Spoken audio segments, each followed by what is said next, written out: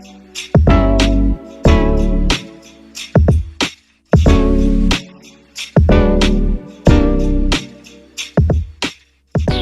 el ciclo de entrevistas de Punta News, hoy charlamos con uno de los diputados de Maldonado. Hace meses que tenemos un tema pendiente con él porque hubo un proyecto de ley que él presentó que creo que debe ser de los que más se discutieron en la comisión del Parlamento. Pero también otros que se aprobaron antes y que ya están dando sus primeros frutos, además de todos los temas locales y nacionales que tenemos para charlar. Es un gusto recibir al diputado Sebastián Cal. Gracias. Muchas gracias, Laura, por la invitación. Muy contento de estar aquí en Punta News. Y bueno, sí, dio ese primer paso legislativo el proyecto de ciberdelitos que venimos trabajando desde hace tanto tiempo, ya casi 2 años y medio de la presentación inicial de este proyecto de ley, que es muy importante, que cuando recién lo presentamos de pronto generaba algún descreimiento, si eso que nosotros augurábamos que se iba a venir un caos en materia de ciberdelitos en nuestro país se iba a concretar, y lamentablemente no me equivoqué. Hoy no hay uruguayo que no le haya llegado un mail para tratar de vulnerar su cuenta bancaria, para tratar de hackearlo, para tratar de robarle datos personales. Muy pocos días pasaban cuando teníamos que hablar con la ministra de Salud también, porque se estaba tratando de hacer una estafa en nombre, del Ministerio por de WhatsApp. Salud. Y ya es algo que el Uruguay no puede desconocer. Se han atacado nuestras principales infraestructuras críticas, ANCAP, la refinería de La Teja, que yo considero una de nuestras principales infraestructuras críticas, ya ha tenido intentos de ataques. Debemos recordar también el Ministerio de Transporte y Obras Públicas, que fue hackeado, que se vulneraron datos de todos los funcionarios que trabajan acá, y ya el Uruguay no puede verlo como algo distante, lejano y que no va a ocurrir. Hemos tenido hasta 200 vulneraciones de cuentas bancarias en una semana, pero no solamente los temas financieros o los temas del ataque a las empresas públicas o privadas es un tema riesgoso cuando hablamos de ciberdelitos. Está también todo el tema de el acercamiento físico, virtual, con fines repulsivos, sobre todo a menores de edad. Bueno, ¿cuáles fueron los puntos del proyecto que más trancaron, digamos, o que más llevaron discusión? Porque recién está saliendo de comisión, ¿no? O sea, lo que pasa es que lo planteamos como un avance importante porque ha estado, ¿cuántos meses allí? Bueno, más de 2 años. Más de 2 años, prácticamente. 2 años. Claro, entonces digo, que haya salido de comisión realmente es un avance, pero ¿cómo sale también de la comisión? Es la pregunta, ¿no? O sea, ¿cuántos cambios ha tenido? Bueno, muchísimos cambios, la mayoría propuestos por mí. Hablábamos con el diputado Diego Echeverría hace pocos días, que también integra la comisión. 11 prórrogas se solicitaron en total para la votación del proyecto, algunas que comenzaron desde el primer año de tratamiento de y otras que se solicitaron la semana pasada, donde también se había intentado votar.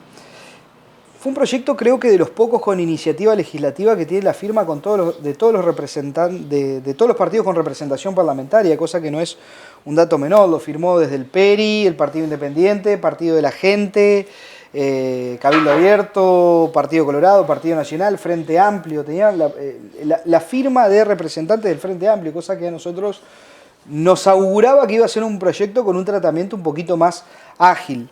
Lamentablemente, una vez más demostramos que el sistema político no se adaptó a los tiempos y a las necesidades de la gente. Podíamos haber evitado con un proyecto de estos, siendo ley ese mismo año, cientos, por no decir miles de estafas. El proyecto de ley tiene varias patas. Una de ellas, y de pronto de las principales, es la parte de tipificación que nuestro Código Penal no tiene. Por poner un ejemplo muy claro, Laura, yo siempre lo digo, hoy es delito en nuestro país que yo entre a tu casa, agarre la computadora y la rompa contra el piso, pero no es delito que yo entre a través de medios inalámbricos a tu computadora y destruya toda la información que vos tenés en ella. Creo que ese es un ejemplo muy claro de una carencia que tiene nuestro Código Penal y que, siendo el Uruguay un país tan conectado, donde nos jactamos de tener una conectividad prácticamente del 100% de los hogares y de las personas conectadas a Internet, donde un smartphone está presente en el 99% de los hogares uruguayos, donde tenemos un país que le da una computadora a cada niño, cosa que es fantástica. Pero tenemos que tener una legislación acorde y realmente en este tema Uruguay ha sido el peor de la clase de la región. con mucho dolor lo digo, ha habido una migración del ciberdelito hacia el Uruguay, porque todos sabemos que los delincuentes comunes y los organizados aún más conocen las leyes igual o mejor que jueces y fiscales. Al haber una carencia legislativa tan grande en este tema, ha habido una migración del ciberdelito hacia el Uruguay. Otra de las patas importantísimas que tiene el proyecto es una campaña nacional de educación que yo digo que va a ser lo que realmente va a redundar en un blindaje colectivo. Bueno, a eso quería ir porque lo hablábamos contigo creo que desde que presentaste el proyecto, ¿no? Uno como desde el punto de vista legislativo puede prever montones de situaciones, tipificar cosas nuevas. Ahora, hay una parte que va a seguir siendo siempre responsabilidad de cada uno, ¿no? Y uno ve que la gente, a pesar de las advertencias, de las alertas, de lo que te explican los bancos, de toda la información que hay, sigue cayendo, ¿no? En determinadas cuestiones. Sigue aquel que te dice, y bueno, pero yo, a mí me llegó el mail donde me decía que me saqué la herencia de fulanito y que lo único que tenía que mandar eran $200, pero a cambio me iban a dar, no sé, 200.000. Sigue aquel que confía cuando, bueno, pero yo recibí el WhatsApp que supuestamente era de un amigo que tenía trancadas las valijas en el aeropuerto. O que quería cambiar dólares a un precio. O el que quería cambiar dólares a un precio excepcional, ¿no? Pero digo, o aún peor en algunos casos que tal vez no es dinero, pero que sí la gente con una excesiva facilidad brinda su cédula de identidad y un montón de datos personales a través de sistemas que no son seguros, ¿no? Y vos decís, bueno, ¿cómo lo pudieron hacer? Y creo que ahí es donde entra lo que vos decís de la parte de el desconocimiento o las campañas que hay que seguir haciendo en educación.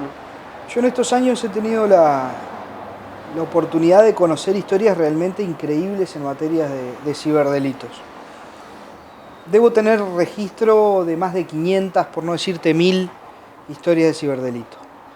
Todas distintas, todas diferentes, muchas con características similares, en las cuales se utilizaron sistemas de ingeniería social para acceder a datos de estas personas, pero tengo algunas historias que han terminado de la peor manera.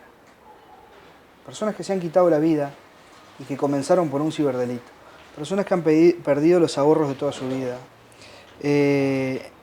Niños que han sido víctimas de abuso sexual que comenzaron por un juego online en el cual parecía totalmente inofensivo. Realmente, hoy cuando le damos una computadora a un niño, le estamos dando una herramienta que puede ser la puerta para un montón de cosas de las cuales como padres, como docentes, como autoridades, como responsables en general, pueden terminar en las peores consecuencias. Y yo lo digo siempre, creo que de todo lo que tiene el proyecto de ley, una de las cosas más importantes va a ser la campaña nacional de educación, que prevé formar desde los niños, en la primera etapa que acceden a medios telemáticos, hasta los abuelos que también que hoy les entregamos una tablet y le decimos disfrútela, pero Claro. no sabe de pronto a veces las precauciones que tiene que tener. El Uruguay venía con un caldo de cultivo desde antes de la pandemia. Si bien en la pandemia se masificó el ciberdelito, acá se venían dando algunas condiciones de la mano de leyes como la inclusión financiera obligatoria, que nos obligó a todos a bancarizarnos y que hasta el día de hoy la mayoría de los uruguayos seguimos bancarizados, pero no se le dijo a las personas las precauciones mínimas que tenía que tener. La mayoría de la gente sigue teniendo la misma contraseña en las redes sociales, en la cuenta bancaria y en el mail personal para no olvidarse. Y ese es un error gravísimo. A través de ingeniería social hoy es muy fácil poder sortear lo que se conoce como doble verificación, que hoy ya lo están exigiendo por pedido del Banco Central las instituciones de intermediación financiera bancaria y todos los bancos en general.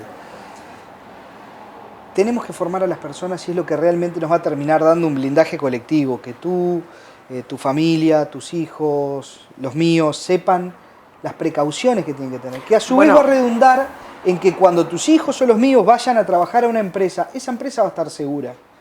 Acá se han estado a punto de hacer transferencias millonarias por parte de UTE a un proveedor en Turquía que no existía. Y capaz que si ese funcionario que estaba a punto de confirmar la transferencia no miraba que en el dominio no decía contabilidad @ el nombre de la empresa .com, y sí decía el nombre de la empresa, @hotmail.com, yo he visto realmente copias de páginas de bancos que han sido calcadas perfectas. Y por lo único que tú te das cuenta es cuando vas a visitar el dominio de dónde llegó ese mail. Ningún banco te va a pedir una contraseña, ningún banco te va a pedir que pases datos personales por teléfono, ni por mail, ni nada por el estilo. Ni siquiera de forma presencial un banco te va a pedir y aún así, la contraseña. Aquello de que ante la menor sospecha, cortá esa comunicación, llama a tu banco o lo que sea, pero la gente confía. Hay una ingeniería social. La gente confía o la gente ignora, ¿no? Que son dos cosas distintas. Nosotros permanentemente a través de las redes sociales estamos dando información de dónde vivimos, de qué comemos, de cuál es nuestra dirección, de dónde estamos, a qué colegios van nuestros hijos, qué auto tenemos.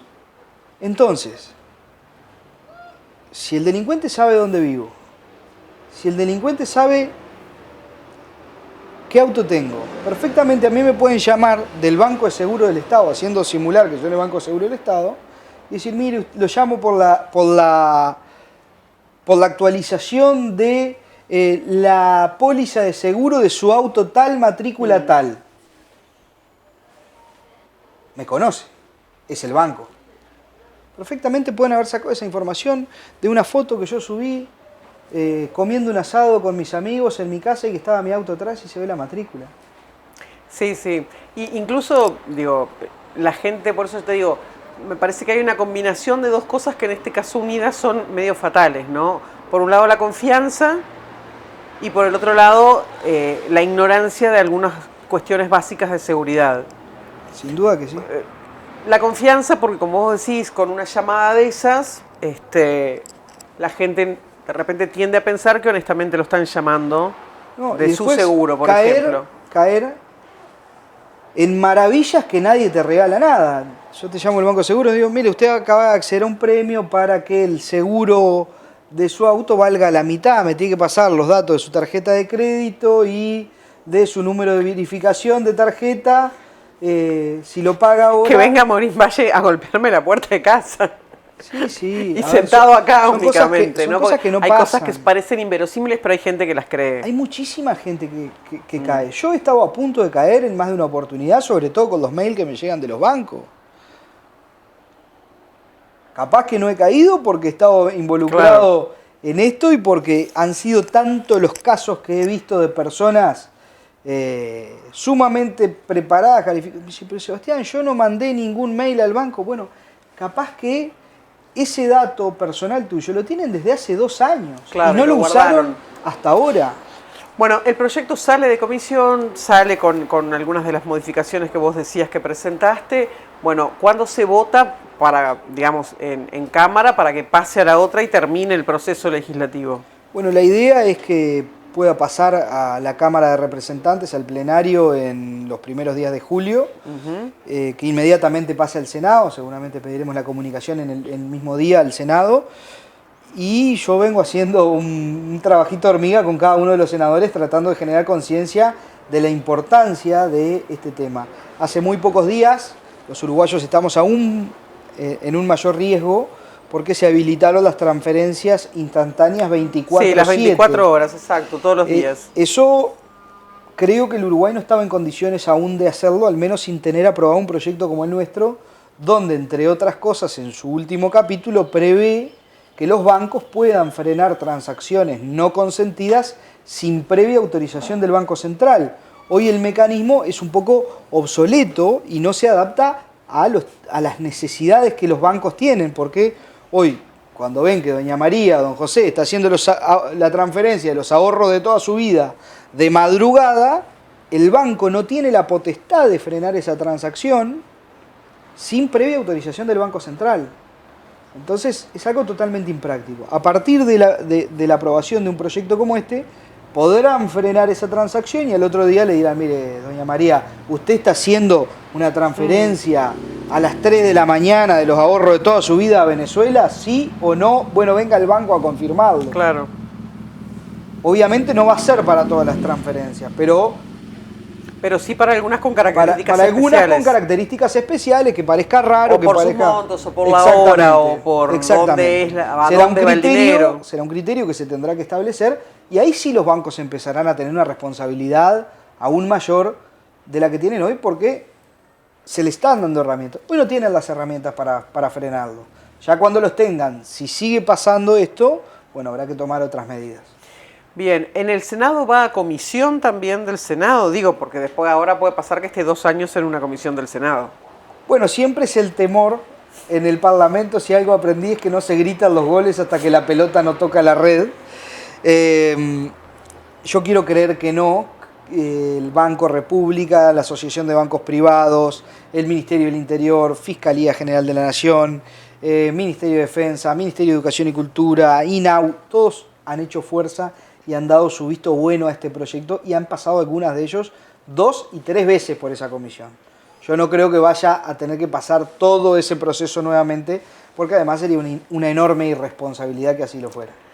En el Parlamento no se gritan los goles antes de que la pelota toque la red. Eso podría haber dicho el presidente de la República confiando en Cabildo con el tema de la reforma jubilatoria, entre una Cámara y la otra. Bueno, sí, es verdad, no ha sido, yo lo digo siempre, a mí lo que me sigue manteniendo cómodo en Cabildo y que hoy es el único partido en el que puedo estar porque es el que lo sigue aplicando desde el primer día, yo no me podría adaptar a las disciplinas partidarias nunca en mi vida.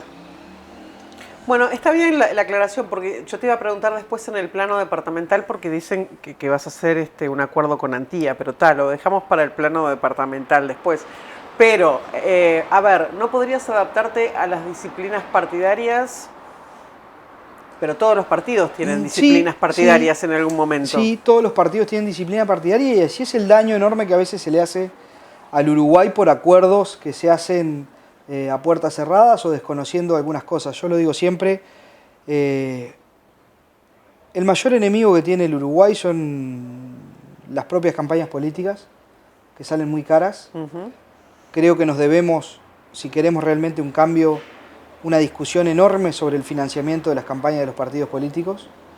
Yo he visto guardarse la ideología lo más alejado, en el bolsillo más alejado del corazón, al Frente Amplio, y el último día de mandato de Tabaré Vázquez presentar un proyecto de privatización de todos los aeropuertos del Uruguay a cambio de chirolas.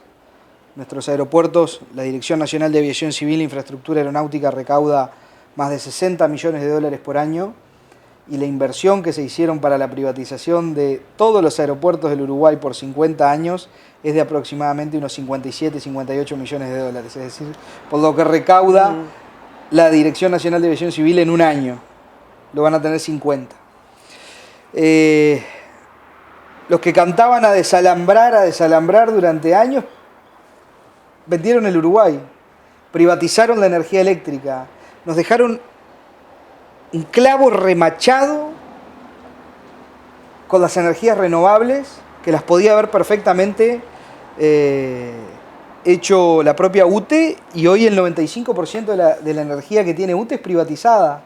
Está bien, ¿y eso qué tendría que ver con la disciplina partidaria y la actitud de Cabildo, por ejemplo, en algunos temas como la reforma? Bueno, ¿en qué sobre todo la actitud entre Cabildo en la interna, entre el Cabildo en el Senado y Cabildo en diputados, ¿no? ¿Qué tiene que ver? Yo hablé muchísimo con legisladores de todos los partidos con el tema de la ley de aeropuertos. La ley de aeropuertos, los senadores votaron por unanimidad en el Senado de este proyecto. Una vez que pasa a diputados, hubo una única voz que dijo, esto es malo para el Uruguay y tenemos que modificar algunas cosas. Que fui yo. Yo fui a hablar con Manini y yo le digo a Manini, creo que esto que votaron en el Senado está mal. Lo normal hubiera sido, ya lo votamos en el Senado, ustedes lo tienen que votar igual. Que es lo que pasa habitualmente en los partidos con una disciplina partidaria. No hay opiniones diferentes y si las hay, no se manifiestan. Contrario a eso, y fue una de las sorpresas que me he llevado y que es lo que me mantiene en Cabildo Abierto, el senador Manini lo que me dijo fue, si usted está convencido que esto está mal, no dude un minuto en tratar de mejorarlo en diputado. Ah, pues yo pensé que te decía, si usted estaba convencido que eso estaba mal, ¿por qué no vino a decirme antes de votarlo yo en el Senado? Exactamente, bueno, porque fue un tratamiento relámpago de esos que se dan a veces en el Parlamento que uno no logra entender. Un proyecto tan importante como el de ciberdelito se estudia 2 años y medio y todavía no se aprueba, y un proyecto igual de importante como la privatización de todos los aeropuertos del Uruguay y la creación de un sistema único, entra y sale como Pancho por su casa. ¿Tu relación con Manini cómo es? ¿Es buena? Es buena, es un líder presente, es un hombre que sabe escuchar, que no le molesta que le manifiesten sus diferencias. Esas son las razones para estar y quedarte, porque vos decías, bueno, como que no podría estar en otro partido porque el funcionamiento de los otros partidos no va conmigo. Pero eso no es lo mismo que decir estoy acá porque quiero o pienso que es el lugar donde tengo que seguir estando. Yo estoy en Cabildo porque quiero y porque creo todavía que es el lugar donde quiero seguir estando. Estoy convencido de eso. Es una persona que ha estado tremendamente presente como líder, que de pronto hablo a veces con legisladores de otros partidos y les pregunto, che, ¿con fulano de tal lo ves seguido? No, hablo una vez cada 6 meses. Yo con Manini tengo 5 minutos todas las semanas. Que Manini y el Cabildo Abierto van a mantener para este próximo ciclo electoral, que ya casi lo estamos pisando, el caudal de votos y aquella cuestión en la gente de cosa nueva y cosa distinta que venía. Y lo pregunto también, por ejemplo, por el episodio del Ministerio de Vivienda, no por la salida en sí de la ministra, que eso fue una decisión política del presidente de la República también, sino por la forma, ¿no? Y que ustedes los discutieron mucho en Cabildo, de cómo se entregaron las viviendas. Se decía, bueno, esta es la misma forma de hacer política que tenían los partidos tradicionales o que tuvieron muchos de sus integrantes siempre, y ahora resulta que esto viene de la mano de un partido que se presenta como la Renovación, el que no iba a ser lo mismo que todos los demás, etcétera, etcétera. Entonces, digo, el encanto aquel para mucha gente que representaba Cabildo por la novedad, ¿vos pensás que lo mantienen? La impronta de se acabó el recreo de Manini, que es un tema que le dio también, porque la verdad que es un fenómeno muy particular, ¿no? El tema de Cabildo. Hay 2 cosas. Cabildo ha tenido sus dolores de crecimiento y eso también ha sido un factor que nos ha jugado de pronto un poco en contra. Tuvimos que correr antes de saber caminar, lo digo siempre yo. Creo que ninguno de nosotros se esperaba un resultado como el que tuvimos de un 11%, terminando sacando 11 diputados, 3 senadores, participación como tuvimos como tenemos hasta el día de hoy en el Ejecutivo Nacional. No sé si esperábamos eso. Si lo esperaban o si estaban preparados, que son también 2 cosas distintas, ¿no? Sí, creo que todavía no estábamos preparados porque no teníamos una organización como partido que se fue formando después. Nosotros no teníamos una mesa política, nosotros no teníamos un órgano deliberativo dentro del partido que funcionara aceitadamente. Y creo que también se han dado cosas, como lo que tú hacías mención, que sin duda no ha sido bueno para el partido. Creo que se manejó ese tema con una equivocación. A mí me sigue molestando el clientelismo, venga de donde venga. Creo que fue un error que fue subsanado y que no se va a volver a cometer. Bueno, no se va a volver a cometer, creo que porque hay además un precedente de cómo lo manejó el presidente de la República, pero digo, no hay que olvidarse también, digo, que los Manini o el matrimonio Manini en ese viernes de conferencias, que él la dio a mediodía y ella la da de noche, los 2 reivindicaron, ¿no? La actuación en el ministerio. Ella después lo revalorizó en el entendido de que debería haber sabido, dijo la hoy senadora, que a Cabildo no se le miden las cuentas igual que a otros, ¿no? Y como que se le exige más. Bueno, pero de eso puedo dar fe que es así. Pero no estuve mal, entregué mal las viviendas, me arrepiento de haber hecho esto, de esta manera por lo menos, sino que, bueno, no estuvo políticamente bien hecho porque a Cabildo se la iban a cobrar de otra forma. Para mí lo que es injustificable es decir, se hizo así y en el gobierno del Frente Amplio se venía haciendo igual y se entregaron 70 viviendas en el gobierno del Frente Amplio. A ver, ¿es una herramienta que está vigente en el Ministerio de Vivienda? Sí. ¿Creo que está bien y creo que se ha utilizado de la mejor forma? No, no creo. Ahora, hay un respaldo también de equipos técnicos que no son políticos que decían, esta persona aplica para este régimen, esta persona aplica para este régimen. No comparto que se mantuviera ese decreto del 2007, creo que es, que permitía esa potestad al ministro. No creo que un ministro deba tener esa potestad y creo que debería haber sido derogado y creo que de hecho está a estudio la derogación actualmente de esa potestad. Se utilizó muchísimas veces y las veces que se utilizó fue siempre respaldado por un informe técnico. Bueno, viniéndonos un poquito más acá, ¿no? Y hablando también del panorama electoral, en lo departamental, bueno, Cabildo obviamente en el periodo pasado no reflejó la votación nacional, no la reflejó en lo departamental, por ejemplo, no lograron sacar un edil. Si bien, a ver, hicieron una buena ingeniería, me acuerdo que lo hablamos contigo en su momento, la ingeniería electoral, la cuestión de los sublemas, de cómo se presentaron, a pesar de que había distintas opciones, y digamos, hacía fuerza para tener representación en la Junta, bueno, no fue igual la votación nacional, ¿no? Muchos decían que era porque faltaba Manini. Sí, sin duda que sí, a ver, a nosotros no nos conocía nadie, hay muchísima gente que todavía cuando uno dice Cabildo Abierto le quedan dudas y recién lo entiende cuando nombra a Manini. ¿Sí?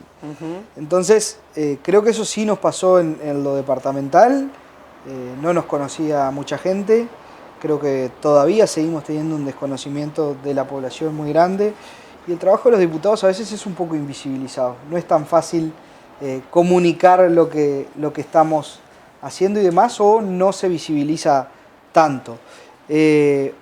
Ojalá que podamos tener una representación en algún momento en el legislativo departamental. ¿Por qué fue suena la máxima tanto de que justamente pensando en la posibilidad de llegar Cabildo a la Junta, muchos dicen van a terminar haciendo un acuerdo con el sector de Todos por Maldonado y van a tratar de llegar como una lista interna del sector o de alguna manera una lista de cabildantes con Todos por Maldonado y así llegar a la Junta? ¿Por qué suena tanto eso?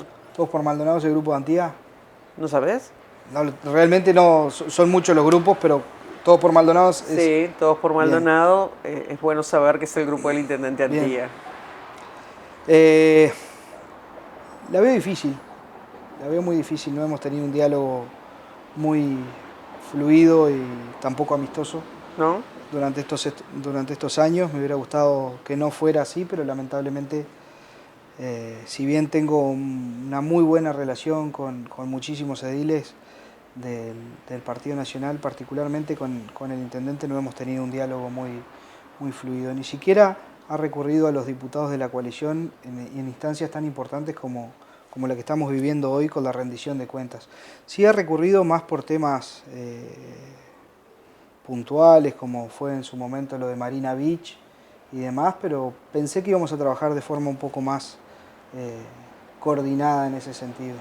O sea que Cabildo en realidad va a presentarse como Cabildo en todo el ciclo electoral. Me refiero específicamente en esta parte que estamos hablando de lo que van a ser las departamentales después. Yo sé que falta mucho tiempo, faltan las internas, hay que ver toda esa correlación de fuerzas hacia la interna de los partidos, pero a priori la idea de ustedes es volver a repetir un ciclo electoral propio, digamos, con oferta propia en cada una de las elecciones, llevando sus candidatos a diputados en su momento, sus listas al Senado, después cuando venga lo departamental, su candidato a intendente. Veremos qué pasa. Hay una propuesta de que la coalición se traslade a todos los ámbitos departamentales. Me parece una propuesta interesante, pero cuando Manini dice que Cabildo es una tercera opción, debo considerar lo mismo.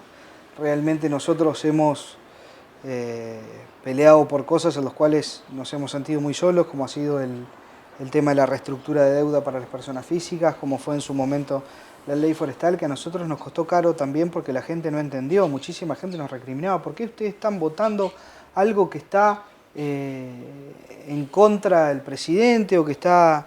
Bueno, a ver, estaba en nuestro plan de gobierno. Pero ustedes hicieron un acuerdo, ¿no?